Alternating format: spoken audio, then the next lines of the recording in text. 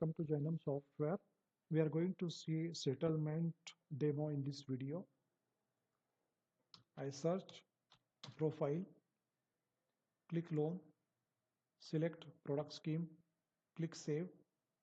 Loan is created. I search this loan. In installment, I will get the summary and schedule, but just to create a situation where I can provide a proper demo for settlement, I'm going 6 months back, all the installments. Now here I received 2 installments, and for late payment also I'm going to create one entry. Now if you consider a situation here, this is the scenario which is created. Now from this late payment I want to receive 200.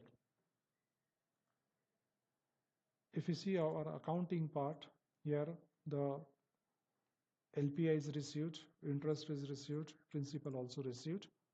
Now at this stage I want to do the settlement. So I click settlement here. This is my current balance. This is the sanction amount. I just enter 2.5 here. Now this is going to be for 7 months. So my total interest is going to be this much.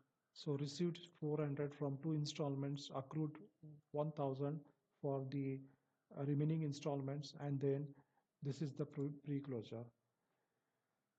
In fact, the late fee also added here, and this much amount received, the breakup of that amount is also shown here, and this is the final receivable or recoverable amount. Now let's say if I give 350 as a discount, so this will be receivable.